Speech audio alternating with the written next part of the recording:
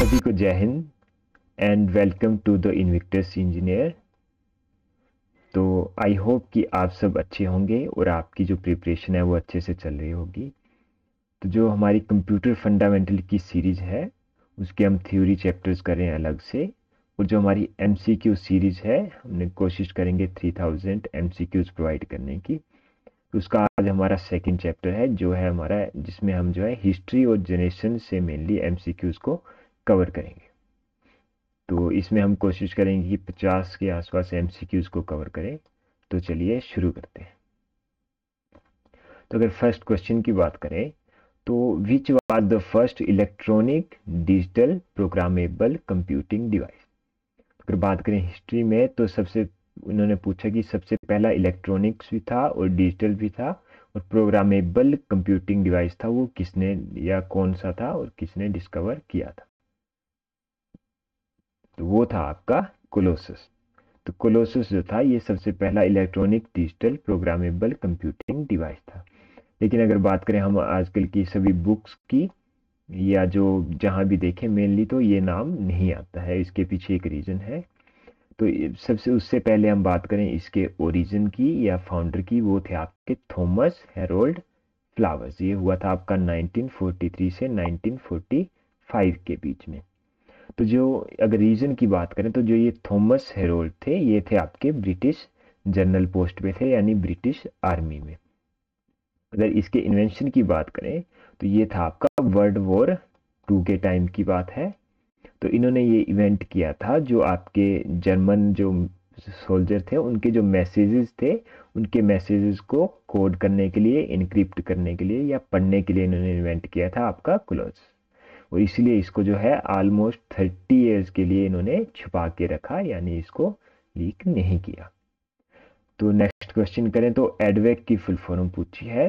तो एडवेक होता है आपका electronic discrete variable automatic computer. चले तो which was the first commercial computer.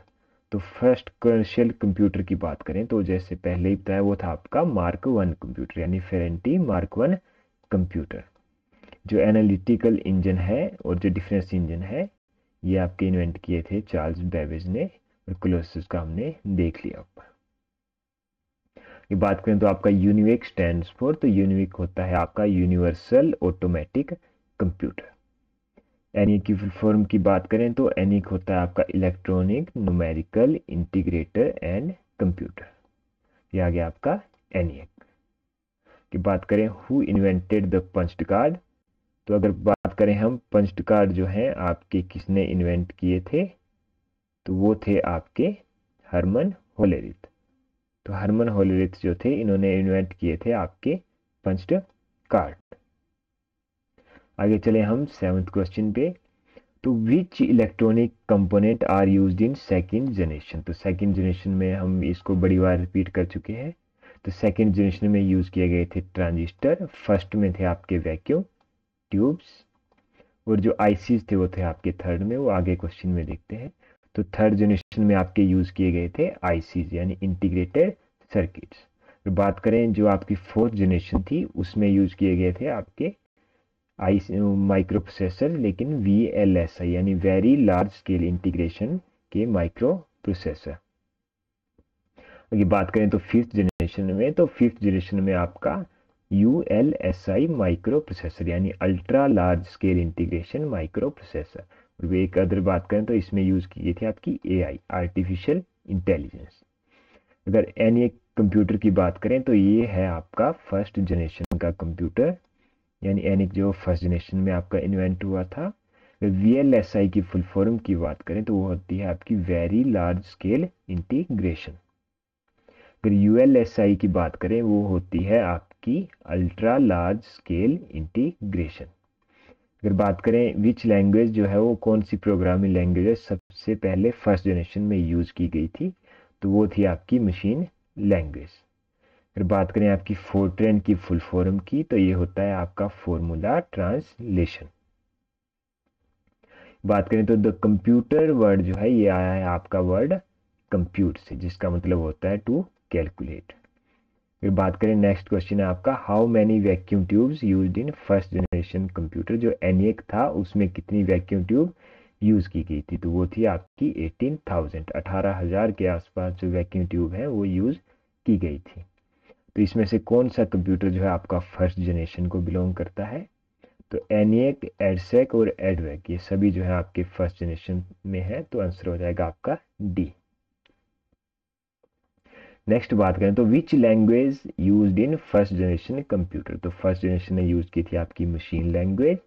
जो सेकेंड जनरेशन कंप्यूटर्स हैं उन्होंने यूज की थी आपकी असेंबली लैंग्वेज।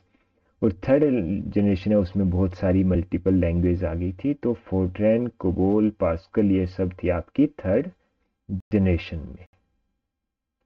बात करें तो इन्होंने पूछा कि कौन सा जो है थर्ड जनरेशन के कंप्यूटर का एग्जांपल है, तो ICL 2903, ICL 1900 और UNIVAC 1800 ये सभी जो है आपके बिलोंग करते हैं थर्ड जनरेशन को।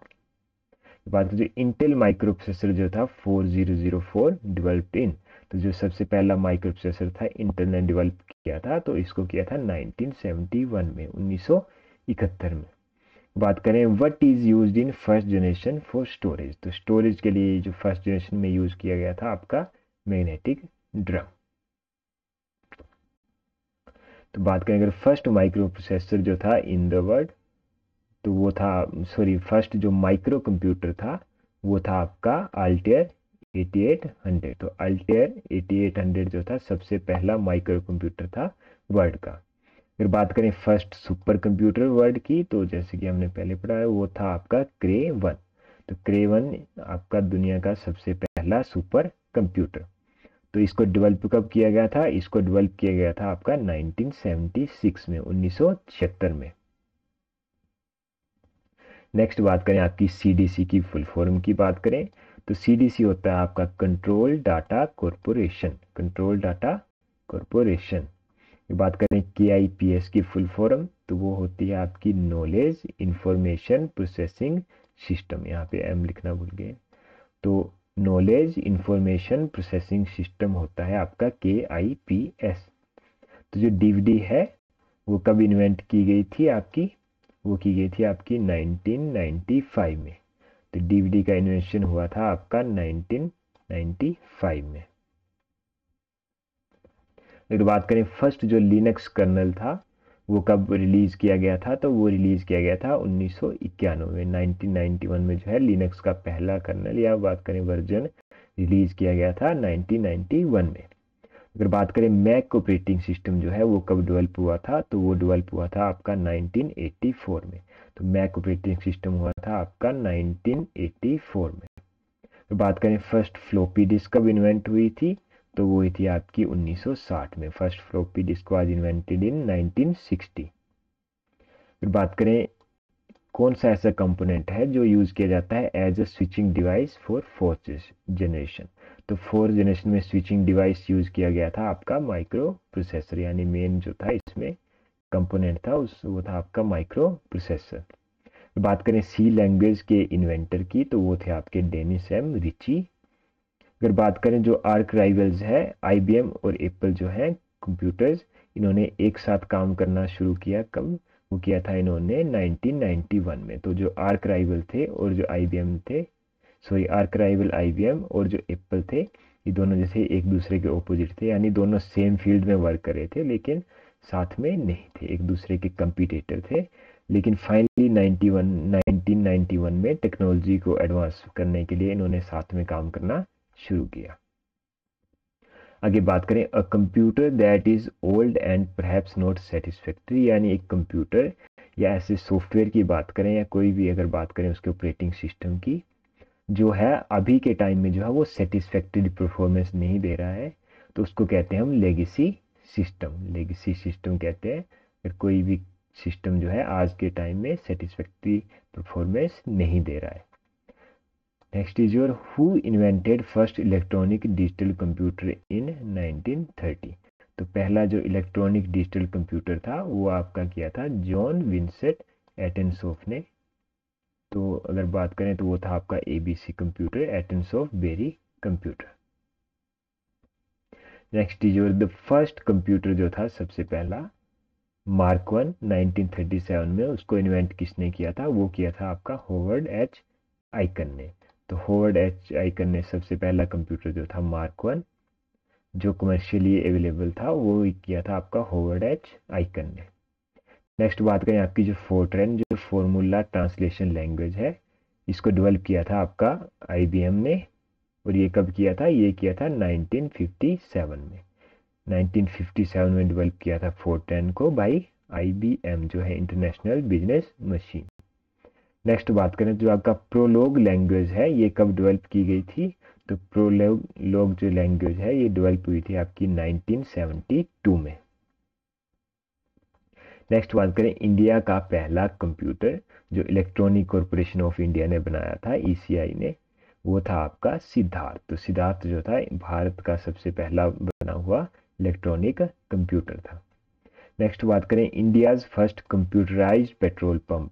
तो इंडिया का जो सबसे पहला जो कंप्यूटराइज्ड पेट्रोल पंप था, वो कहाँ पे शुरू हुआ था? तो वो था आपका मुंबई में।